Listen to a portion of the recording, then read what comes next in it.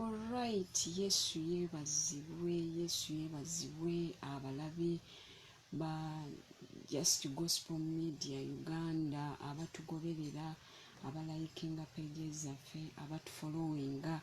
Musibi mutya, muli bulungi, katusuubire Mukama akyatukuumye. Bw'oba nno ng'okyali mulamu okyebaliza Mukama kubanga si buli omuntu kati mulamu essaawa eno. Njagala okwebaza Mukama olunaku lw'olwaleero okubanga tugenda okutandika okubeera live nga tubatuusaako enjiri, nga tubatuusaako okusomesa, nga tubatuusaako ekigambo kya Mukama waffe Yesu Kristo Omunazaalesi. Just Gospel Media Uganda. Omulamwa tetulina nnyo kirala kye tukola naye nga twagala nnyo tutambuza enjiri ya Mukama waffe. It is just gospel. Tetugenda mu byabufuzi, tetulumba abantu balala, ffe tutambuza njiri ya bwakabaka bwa Katonda okulaba nga ate abatannaba kumumanya nga bamutegeera, ate nno n'abamutegedde okubeera nga tunywerera ddala. Kaakati nno bw'ofuna tobeera selfish, tuweererezeeko wamu kalinki kano ka sharing, tell a friend to tell a friend. Omuntu mugambe bannange, tugamba nazuula ka page kange bakayita Just Gospel Media Uganda. Bannange mpulirako ebigambo eby'amagezi naye ng'ate okaliko wekka. Amanya bampita Liyani, ndi muweereza, manyiddwa nnyo nga maama abatiini abangi mu ggwanga. Nzizala batiini era maama w'amawanga. Ndi musanyufu nnyo okubeera wano. Kaakati okusookera ddala bw'oba nga tonaba kulaikinga our page, gilaikinge Just Gospel Media Uganda. Tulina n'endala bagiyita Ebeneza, zonna za njiri. Munnange like, share, comment. Ate otufollowingeko ne ku YouTube Just Gospel Media Uganda. Tufollowingeko, obeere ngo osubscribinga, ogoloberere ne programu zaffe ezigendera ddala mu maaso. Kati waliwo etambulira ddala etukola obulungi obutagambika gye bayita amaaso ku kkanisa. Gamba mukwano gwo abali mu mawanga, abali ewala, buli omu gy'ali. Bannange tubeere nga tutambuza enjiri, ate nga naawe gy'oli osobola okutwegattako. You can inbox us, tugenda kubanga tusaba naawe, tugenda kuba tusharingira wamu. Waliwo wootukogamba naye bannange nze nina ekizibu sina nagwe njogerako naye. Bannange Just Gospel Media Uganda ekkanisa, amaaso ku kkanisa ng'abalokole. Bannange ekkanisa erumbiddwa, programu eyo nno ggwe togyerabira. Omanyi omuntu Katonda bwe yali amukola, yamukolamu ng'alina components bbiri. Naye nga sinatuuka eyo, nja kusooka okwebaza abakama baffe abateekawo page eno ne batuleeta ne mutulabako. Osanga temwanditutegedde. Okusookera ddala omukulu Evangelist Nicholas, weebale Sadaka, weebale ekirooto, weebale byonna bye muteekamu ne muteekamu ku ssente, enjiri esobole okubanga ebuulirwa. Omusumba Kaneza John kutumiddeko, sister wange Fifi, bonna kwebali. Bannange mbaagala nnyo, na mwenna abalaba. Amiina. Nze ngenda kubanga njogera nnyo ku butuukirivu. Ababuulizi tuli bangi ate n'abalala ogenda kubanga obalaba. Ebisinga byonna tubifuna. Ebisinga byonna tubifuna. Era nja kusimba nnyo ku bulamu ogugamba kye bayita okusimbibwa. To be established. Omuntu asimbibwa atya? Buli omu ayagala okusimbibwa. Buli omu ayagala anywere. Naye njagala kwogera ku kye bayita shortcut ku bintu ebyo bye twagala. Ka shortcut ki k'okozesa n'otalwawo ng'osaba Mukama, ng'okuba empewo. Bye wasaba luli, bye wasaba ddi, naye nga tebikola, n'osiba nga tebikola, n'osaba nga tebikola. Wali otuddekaawo ne weenoonyerezaamu n'ogamba naye kati kiki kye sinnakola, kiki kye sinnaba kukola. Kati bwe tugenda okusimba awo, era olwaleero tugenda kubanga tusoma okuva mu kitabo kya Isaaya 54:14. nti mu butuukirivu muliima okunywezebwa. Ate y'oluzungu yo negamba in righteousness you shall be established. Amiina. Wani atayagala kusimbibwa? Oyagala abaana bo basimbibwe? Oyagala ku mulimu osimbibwe? Oyagala mu bakama bo osimbibwe? Buli wamu twagala okusimbibwa, buli wamu twagala okubaako kye tukola, twagala okulaba nga tunywedde. Naye nga sinnaba kutuuka eno nja kukimalako ebbanga nga tugenda tukyogerako nga tukiyigako baani mu Bayibuli abantu abasimbibwa mu butuukirivu ate ne bawangula. Amiina. Naye ngenda sooka nkuzeeyo, Katonda bwe yali atonda omuntu alimu components bbiri. Omuntu alimu components bbiri. Waliwo omubiri ate waliwo n'omwoyo. Kati oba oyagala liyaani omutuufu, liyaani omutuufu yoona ayogera. Liyaani omutuufu si ye mubiri, kubanga liyaani omutuufu tafa. Liyaani omutuufu tafa. Naye ate omubiri gukola ki? Gufa. Bayibuli egamba mu lubereberye essuula esooka olunyiriri lwa 26 Katonda n'agamba nti tukole omuntu mu ngeri yaffe afuge. Amiina. Twakolebwa mu ngeri ya Katonda. Lwaki twakolebwa mu ngeri ya Katonda? Engeri ya Katonda gye yali atwagalamu. Katonda tafa, Katonda mutonzi, tuba tuyina kutonda. Haleluya. Era kyova olaba olw'okuba twakolebwa mu ngeri ya Katonda tetufa, omubiri gwe gufa. Era omubiri gino Bayibuli egamba omubiri n'omwoyo birabagana. Kakati ogenda kwesanga obulamu bwaffe obusinga, obudde bwaffe obusinga tubeera mu kuliisa mubiri, ate omubiri ogufa naye omwoyo ne tugwerabira. Njagala nno okujjukiza mu components zino ebbiri buli kimu gye kyava gye kirya. Omubiri olw'okuba gwava mu ttaka gulya bya ttaka era tegwagalira ddala bya mwoyo. Kyovula omubiri gubeera guga sya nze nga ndaba enjiri sisobola, nze nga nsaba sisobola. Tebagutondangako kukola ebyo, gugulabira ddala nga tegusobolera ddala kuba ekisooka gwo gwakufa. Era ndowooza gubeerawo nga gutuvuga tufe mangu gudde gye gwava kubanga gwakudda mu ttaka. Naye ate n'omwoyo ne gubeerawo nga gulina okulya gye gwava. Bonna balya, mubiri alya, omwoyo alya. Era weegendereze buli omu kyalya kyafulumya. Omubiri olw'okuba gulya ku ttaka era ne bye gufulumya bifaananira ddala ttaka. Omwoyo bwe gulya eby'omwoyo ne gukkuta era omuntu afulumamu byaki? Bya mwoyo. Amiina. Afunamu bya mwoyo. Kakati nno kyetuva tugamba kyetujja kufiisangayo akadde tujje tusharinge enjiri nammwe, twogereko nammwe, twogereko n'emyoyo gyammwe. Gamba mukwano gwo kubira ugisharinga kalinki ako bw'okafuna kasharinge. Genda ku our YouTube channel, subscribe Just Gospel Media Uganda, tube nga tugenda mu maaso. Kati omuntu oyo yakolebwa mu ngeri ya Katonda, igwe tofa. Olw'okuba akolera mu ngeri ya Katonda, gwe watondebwa kufuga, totondebwangako kufugibwa. Tekisoboka. Naye ki ekitujja waawo ne tuba nga ffe abatondebwanga Katonda? Kubanga Katonda tafa. Katonda tafa. Katonda mwoyo. Kyova olaba olunaku lw'okutuka bw'oti omubiri gutandikirawo okuwunya kubanga omwoyo guno oguva ewa Katonda ogutafa guno gwe guwa omubiri ate obulamu, gwe guleeta obulamu. Kubanga Bayibuli egamba mu Yokaana 6:63 nti omwoyo wa Katonda aleeta bulamu. Eki kyanfudde okuba nga nkyali mulamu nga njogera olw'okuba omwoyo wange tafa ate ndi mubiri. Naye essaawa olukutuka bw'oti owunyirawo kubanga ekibadde kireeta obulamu mu mwoyo mu mubiri gwo kiba kigenze.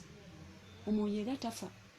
Era kyova olaba omuntu olukutuka bw'ati ng'omubiri guwunyirawo gukulagirawo nze njagala kudda eri mu ttaka eri gye navayo, even wasting my time. Ng'omuntu afe olowooza oba okyamulekawo wadde ennaku? Aba yagenze dda, aba yawunyewunye dda. In fact nali ngamba omuntu omu ne mugamba nti omuntu omubiri gwo buli lunaku kyovula omubiri gukoowa ne gwebaka naye ate omwoyo tegukoowa kwebaka. Omwoyo tegukoowangako, tegwebaka. Kakati nno ne tugenda twerabira ne tufa ennyo bannaye ne tulyoka tufa ku mibiri ne tugirabirira. Bannange nange njagala okugulabirira, njagala okulabika obulungi. Ani atayagala kulabika bulungi? Naye ate tufa ennyo ku myoyo gyaffe. Kyova olaba omubiri gwo olw'okuba gwakufa, buli lunaku lwe tugenda mu buliri weegeza mbonaabeera mu keesi yo. Soogera kutiisa, naye njogera kugamba oyongere okufa ku mwoyo gwo. Ono omubiri essaawa yonna gwo gukivaamu, naye waliwo omwoyo gutabivaamu. Kyova olaba omuntu bw'agenda mu buliri weebaka ne weegolola, obanga eyeegezaamu n'ogamba omubiri guba gwegezaamu nga gugamba kanneegeze mbwe ndibeera mu ntaana, nze kanneegeze mbwe ndibeera mu keesi. Tetubyogera kutiisa, naye tubyogera ofune obudde ofe ku mwoyo gwo. Aleluuya. Tufe ne ku myoyo, tuyooyoote ku myoyo. Amiina. Kubanga ebintu ebisinga omuntu eyatondebwa okufuga. Olwaleero ngambye tugenda kusoma mu Isaaya 5:4 olunyiriri 14. Bayibuli egamba nti mu butuukirivu muliima okunywezebwa, muliima okunywezebwa, muliima okunywezebwa, era onaabanga wala n'okujoogebwa. Obeera wala, naye lwaki tujoogebwa? Ey'oluzungu egambye, nze nsoma wano ey'oluzungu egambye nti in righteousness you shall be established though. Munsonyiwemu katini. Isaaya 5:14. I'm reading an English Bible. That is Isaiah 54:14. The Bible says, in righteousness you shall though be established, thou shall be far from oppression. From oppression. Amina. Kyonaabanga wala mu butuukirivu mw'onaayimanga okunywezebwa, okusimbibwa. Abaganda bakivuunula bulala bagamba okunywezebwa, naye nze bwe ngamba establishment, in righteousness you shall be established, nze mba ntegeera kusimbibwa. Bw'osimbibwa ate onywezebwe. Haleluya. Kubanga birimu enjawulo. Weesimba ne bakusimba. Abasinga twesimbye, era weesimbye magezi go, weesimbye magezi go, naye ng'ate omusingi omutuufu Katonda gwatwagalako mu buli kye tukola, mu buli kye tupulaninga okukola, kubanga buli omu alina pulaani ye, guyina kuba butuukirivu. Lwaki yali agamba obutuukirivu? Kubanga akimanyi bulungi bw'osimbibwa, bw'omala ne osimbibwa oba ne weesimba nga toli ku butuukirivu, trust me, omulaba akusimbulayo.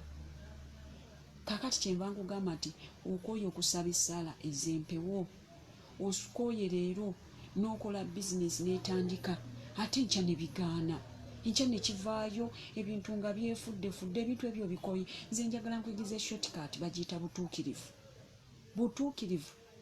Obutuukirivu bwe buba omusingi gwa buli mulokole, bw'osaba essaala ewulirwa. Obutuukirivu gw'obumanyi. Obutuukirivu, bw'obeera mu butuukirivu obeera wala n'okujoogebwa. Kuba ffe baatutonda kufuga nga bwe tusomye mu Lubereberye essuula esooka olunyiriri 2:6 n'27. Baatutonda kufuga, si kufugibwa. Era Bayibuli ekizemu wano mu Isaaya tunaabanga wala n'okujoogebwa, naye abaana ba Katonda twesanze nga tujoogebwa. Omulabe n'atukuba empimatu buli lunaku, n'otuuka n'ogoba omuzimu ne gugaanirawo. Tulaba nga waliwo ekitali kituufu. Osaba nnyo, osiiba nnyo, owaayo nnyo, abamwina ne bemulabirira, but things are not working out. Gwe bw'otandika bizinesi eyo omulabe gyakuba. Lwaki tujoogebwa? Bayibuli egamba tunaabanga wala n'okujoogebwa. Tujja kuba wala n'okujoogebwa. Bw'omala n'osimba mu butuukirivu, tubeera wala n'okujoogebwa. Tetulina kujoogebwa. era olwaleero njagala oyimirire mu kifo kyo tuddeyo mu kifaananyi kyaffe ekituufu ekya Katonda mu ngeri ya Katonda. Tetusobola kubanga tujogebwa. Bayibuli ega tuli bakatonda abatono naye obeera Katonda omutono nga oyimiridde mu butuukirivu kubanga Katonda mutukuvu mutukuvu mutukuvu mutukuvu. Ekyo kyali naye tujogeddwa nnyo olwaleero n'olaba nga ebintu tebikola okwoyo okuba empewo okwoyo okujogebwa. Nze kankuwe shortcut nnyangu simbibwa mu butuukirivu era bw'oba oddayo gamba Mukama badde nga nsaba bingi naye mu butuukirivu simba. In righteousness establish me. In righteousness nsimba Mukama. Bayibuli egamba mu Matayo 6:3 timusooke munoonye obutuukirivu n'obwakabaka bwa Katonda, obwakabaka bwa Katonda n'obutuukirivu bwe, ebirala biribongerwako. Kakati ffe twakikyusaamu tusooka kunoonya bintu era bye ebintu oyagala naye okutukula toyagala ebintu obyagala naye era naawe olabye ebbanga lyo byagalidde ne lwotetenkanyiza mu magezi go kuba Katonda tabeera wali kibi. Tunaayogera mazima tabeerera ddala wali kibi. Yakobo 5:16 Bayibuli egamba nti essala y'omutuukirivu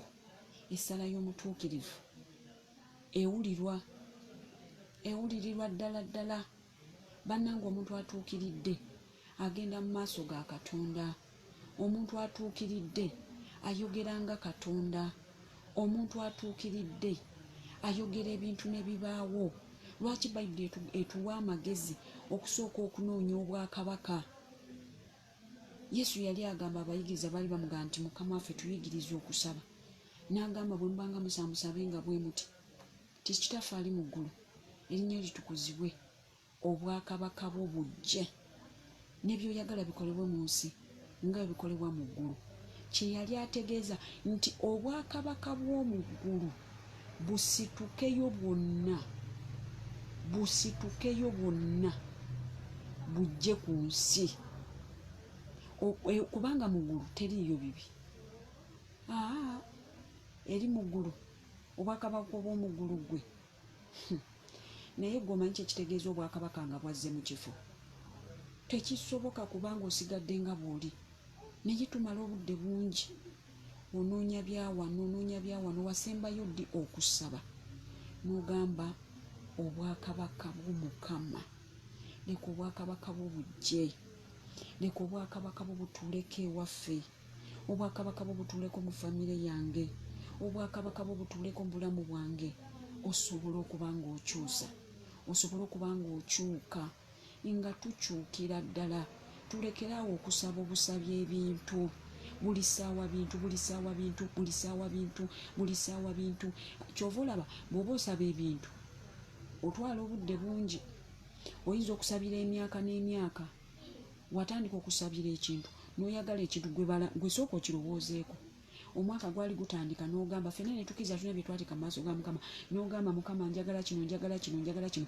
Oli muntu wa mpampa naye toyagala kukola butuukirivu, toyagala kukola butukuvu kubanga ffe tukola obutukuvu Katonda yatuwa obutuukirivu. Oli muntu wa mpampa naye ebbanga ly'obisabidde njagala okukyalenjinga byonna ofunyeeko byenkanawo. Ate era ne woobanga okunukkiriza ekimu n'okifuna ng'omulaba akikubapo ng'agamba gwe toli ku musingi. Omulaba atubaako n'ebizibiti ebyawandiikibwa byonna ne tubyogera era tuli balungi nnyo mu kootinga ennyiriri. N'olyoka osaba n'ogamba nti Katonda wange gwe yawonya Danyeri mu bunnya bw'empologoma, naye we bakuteekayo gw'ovaayo. Erisala nze nalwawo ebbanga era nze sigisaba. Nja kubuulira mazima. Katonda alimala kuŋŋamba Omwoyo Omutukuvu alimala kuŋŋamba nti kati nsaanidde ogisaba. Mu ssaala ze nsaba eyo eya Danyeri sigisaba kuba Bayibuli egamba mu Danyeri 6:22 Danyeri n'agamba nti Katonda yasindise malayika n'aziba obumwa bw'empologoma kubanga saasangiddwako kyakunenyezebwa. Teyaliiko kibi n'eki. Naye kati njagala okukyalenjinga mulokole ali awo nga nange mwendi, kubanga Bayibuli egamba nti ekigambo kya Mukama kitala kya bwogi bubiri sayidi ne sayidi, nga bwe kisala eyo nange eno kinsala, nange nga mwendi. Abebulaniya 4:12 kitala kisalira ddala. I want to challenge someone olwaleero. Bwe bakukwata, kubanga ebintu bigenda tutuukako bingi nnyo nnyo ku lw'obulokozi, ku lw'enjiri, mulokole ggwe. Bwe bakukwata olwaleero ne bakuteeka mu nnya bw'empologoma, ovaayo.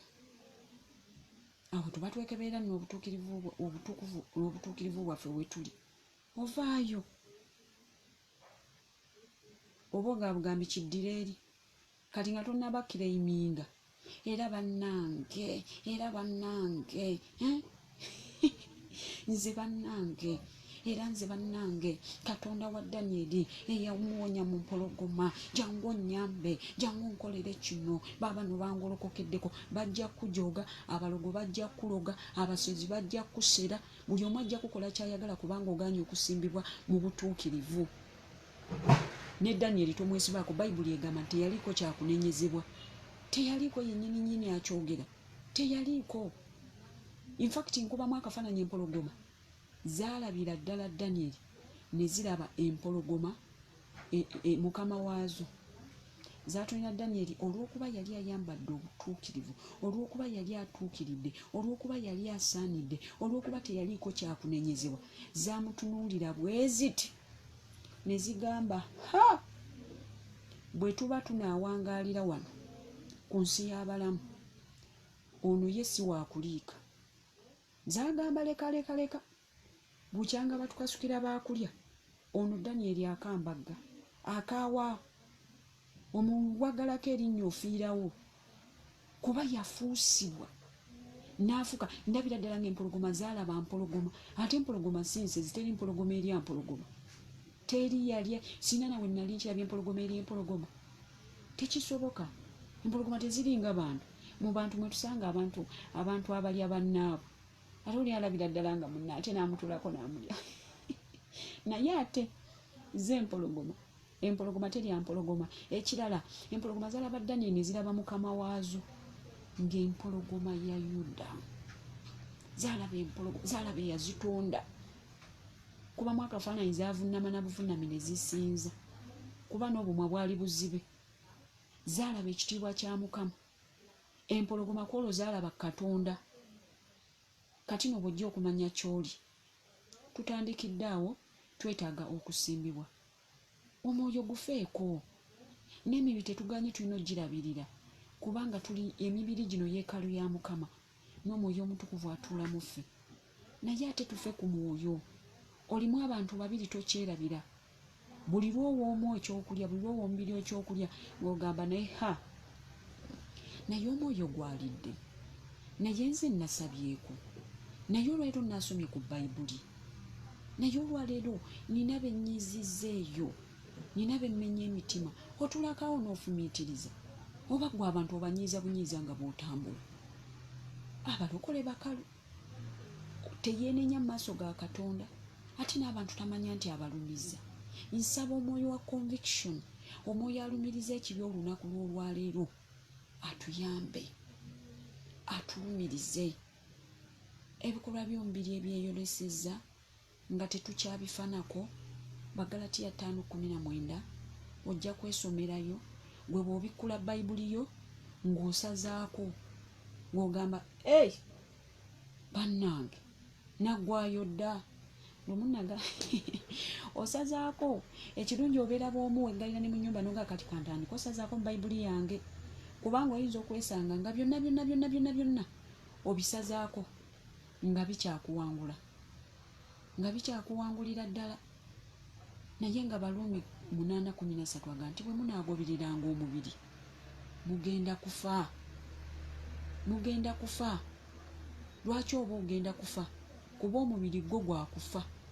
omubiri gwatondebwa nga gwa kufa, omubiri gwatondebwa nga gwa kuvunda, omubiri gwatondebwa nga guggwawo. Kyova olaba ye Yokaana 6:63 ye n'agamba omwoyo yaleeta obulamu. Ekibeeza omubiri guno omulamu mwoyo wetuviiramu. Twekebere olwaleero, twekebereko. Bannange tulina abatulemye okusonyiwa, naye ng'okimanyi bulungi bw'otasonyiwa naawe tosonyiibwa. Busibe buli munda. Era wano kungulu ogamba naye nze kati Dawudi yasaba Mukama mu Zabbuli 139 n'agamba Mukama nkebera. Weewaawo waliwo lw'otuuka n'ogamba naye Mukama nkeberaako. I want to challenge you. Kuba Yesu yatugamba lwanadda, naye essaawa yonna ajja. Era ng'omubbi bw'atuukira wano ogenda mu ggulu, kubanga akomawo okutwala ekkanisa okutalibala wadde olufunyiro. Okitegeera? Kubikulirwa 3:15 obuguma tokola ki? Mulokole tobuguma. Onnyogoga tonnyogoga. Tuli awo, ekigere kiri eri kiri eno. You cannot serve two masters at a go. Yessaawa alokokera eddala. Omanyi lwaki nze njayaanira nnyo obutuukirivu? Nali ngamba omuntu omu ne mugamba nze Liyani singa saalokoka nali wakwonooneka nnyo, nandiyonoonese nenyonoonekera ddala, kuba nali nsaze okutwala eyo sayidi. Kitegeeza ki? Ti woba wasalawo kulokoka, lokokera ddala. Tuli mu kiseera ng'omulokole ogenda kulokokera ddala, ogenda kulokoka. Kubuulire, ogenda kulokoka. Kubanga ate ekisooka tetumanyi ddi lwe tuva mu mibiri gino, tetukimanyi. Nyinza n'okuba nga naakamala okubuulira wano nze n'entwalibwa, naawe tomanya, kubanga tosobola kukikakasa nti nze nkyaliwo nnyo. Omala n'oteekayo, obanga ow'olunaku olumu afa, tulekeraawo okumanyiira Katonda.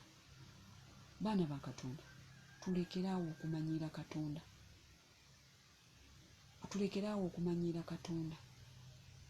Tulekeraawo, tukirekereraawo ddala.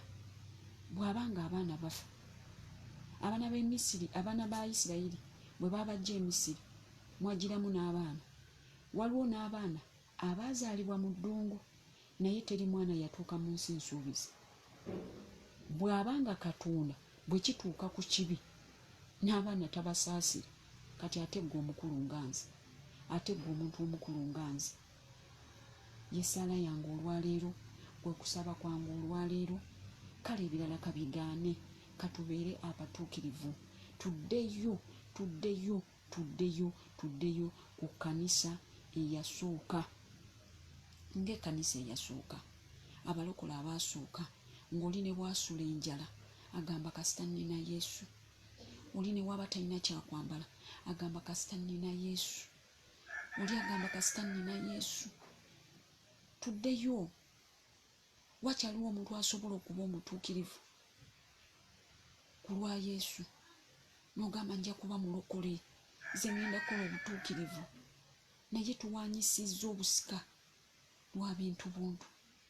Kukungubaga 5:9 genda osomewo. Mu bintu ebitaliimu twandirimbye, naye olw'essente weetaaga okulimba. Kulimba. Era bayirawo abatume babeereyo ne batusekerera ne bagamba naye ate kati bano ab'omulembe bano ffe tubeewoonya. Abasajja baabattanga lwa njiri, ne babatta lwa butuukirivu, lwa kwogera ku Yesu, gwa kuswaza n'okwogerako. Abamu n'ewammwe tebakimanyi nti oli mulokole, n'emikwano gyo tegikiwuliranga nako nti oli mulokole. Mukama atusaasire. Mukama atusaasire. Mukama atusaasire twekebere tuliwo kusala misango. Balumi biliyoni yosoka Bayibuli egamba nti byeŋŋaana abalala okukola bw'otunuulira oli n'ogamba nti oyo naye asusse, oyo olugambo lwamusukka, oyo ye mwenze ekisusse, n'osalira abalala omusango, naye naawe byokolera ddala. Tukyasobola okwegumiikiriza ng'abalokole kyowooluganda ono yalokoka, kubanga okulokoka kirala naye ate okukyuka it is a gradual process. Transformation is a gradual process. Tukyuka mpola mpola. Obutuukirivu olowooza buliriddawa? Oli yali mu nsi nga tannalokoka ng'alina ba girlfriend 15 kati yalokoka azze mu kyaki. Wetwogerera eyalina 15 weewaawo asenvudde kati alina 4. Eggulu eri lirabira ddala nga waliwo kyenji. Eyalina abawala 15 abakazi 15 ate kati ng'asigazza 4 bwe bati, kitegeeza n'abana abajja baleka. Eggulu liba lirabira ddala ng'oyo alokoka, ng'oyo omuntu akyuka, ng'oyo omuntu agenda kukyukira ddala. Amiina. Eyali omwenzi ebweru, omukazi yali eri ng'abweru mwenzi, yeetunda n'ayingira ekkanisa. Olwaleero akyali mu lugambo, kye kimulemeddeko ate ng'akisabira, ate naye nga takyagala, kubanga Abaluumi 7:15 Bayibuli nga Pawulo agamba ti kyenkola sikimanyi, naye ne kyenkola sikyagala. Kye siyagala kyenkola, ate kye siyagala si kyenkola. Naye omuliko omukalakata, twafuuka emisege. Abalokola obutuukirivu butulemye, righteousness eganye mu kkanisa. Tuziyiza abayingira mu kkanisa. Waliwo n'akutunira n'agamba oyo Nakamatte bw'aba mulokole, nange nalokoka, n'okulokoka sikyabirokoseeyo. Oyo Senfuma n'aba mulokole, n'agamba nedda, tekisoboka. Kati abo abali ebweru obaziyiza okukola ki? Okuyingira mu Bwakabaka. Kyokka ate n'abali munda olw'okuba tosobola bagumiikiriza. Amiina. Ate nabo bafuluma. Mukama atuwe omukisa, Mukama atuwe ekisa, atuwe ekisa, Mukama atuwe ekisa, kubanga buli kye twagala Mukama ajja kituwa. Enjawulo eririddawa n'Abamisiri, kubanga nabo basaba, naye tubasingeko kuba batuukirivu, tubasingeko kutegeera Katonda. Gwe bagambye buli mu Misiri eyagula emmotoka yamala kugisaba, n'Abamisiri bafuna ebintu. Buli eyafumbirwa yamala kulokoka nnyo n'akola obutuukirivu, n'ayagala Yesu. Lwaki tumwagalako ebintu? Lwaki tetwagala Bwakabaka? Bakugambye buli alina ebizimbe, yazimba ebizimbe mu Kampala, yamala kulokoka? Ani ekikugamba? Nabo ebintu babirina, naye ebintu babirina. Bwe tutaalokoke obulokole ne tubufuula ba bintu. Mukama tompadde emmotoka, nzengwa. Mukama tompadde kino, nzengwa.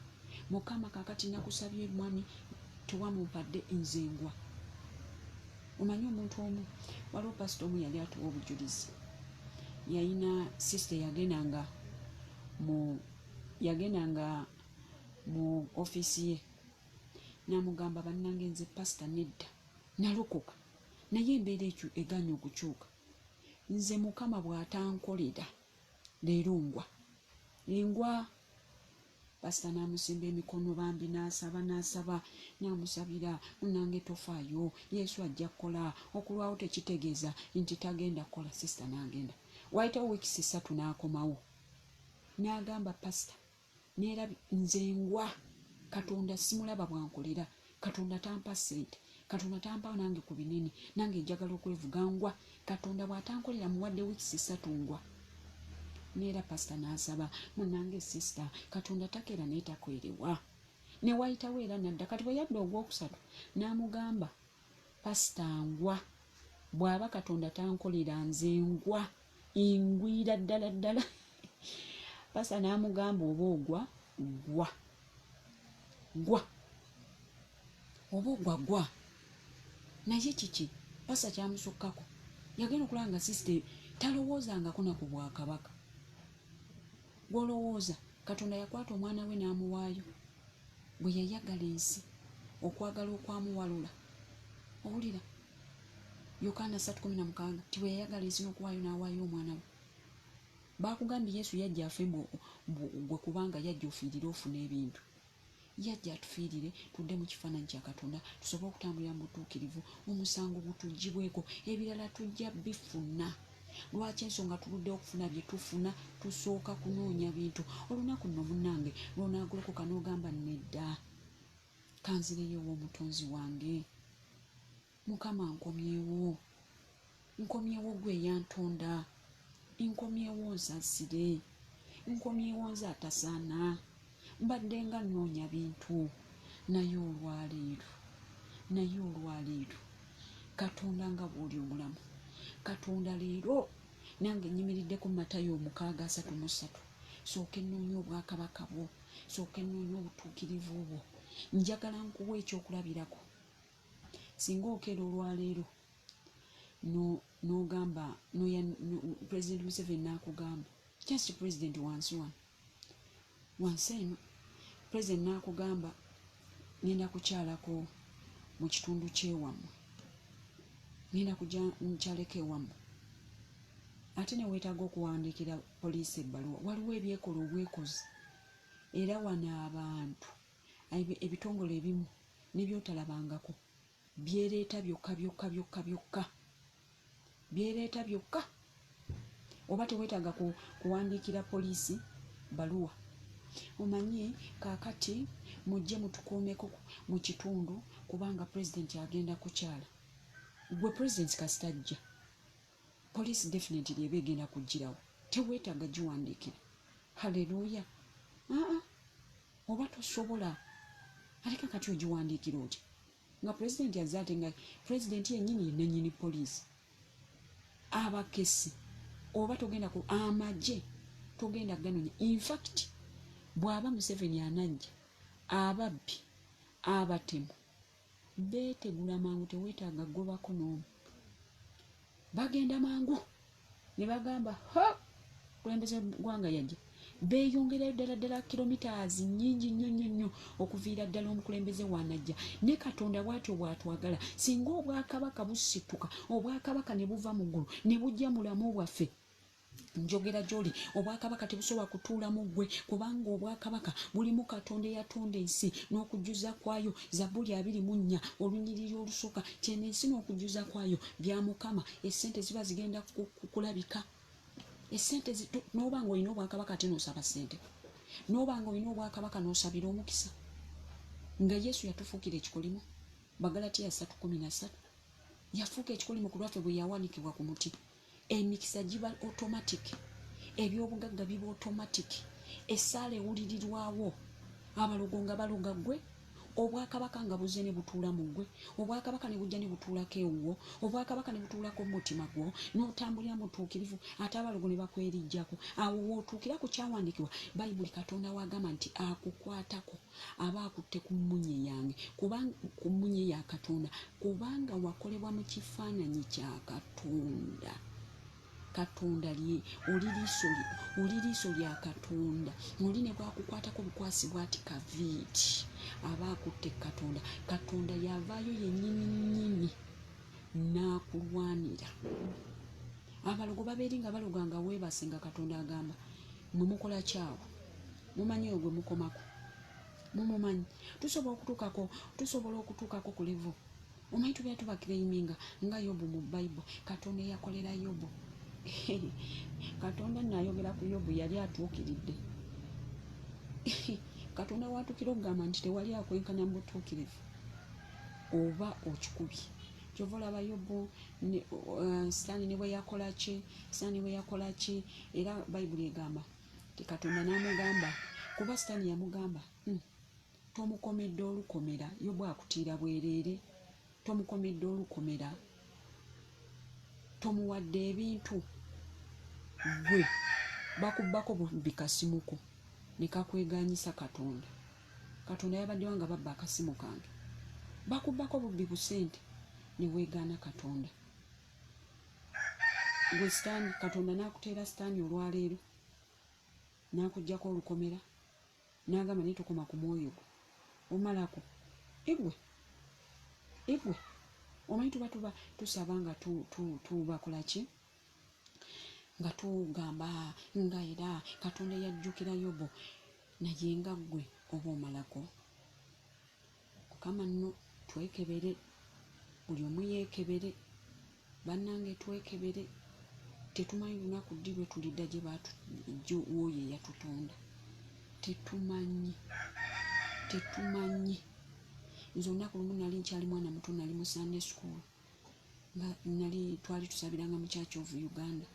Naye twali mu kyaki nga tusaba, nga waliwo abaana nga bazannya batawanya ba tica asomesa tebabiwulira. Tuli mu Church of Uganda Sunday school, naye tuba tumaze service, tuba tusala ekkubo. Omwana omu bwe twali nabo yali asala ekkubo kuba naffe twali baana, emmotoka n'emukuba n'akalirawo. Ekintu ekyo kyansigalako nenkimanya nti essaawa yonna omuntu afa. Kakati kyova olaba kola obutuukirivu ng'agenda okufa mu ddakiika eziddako.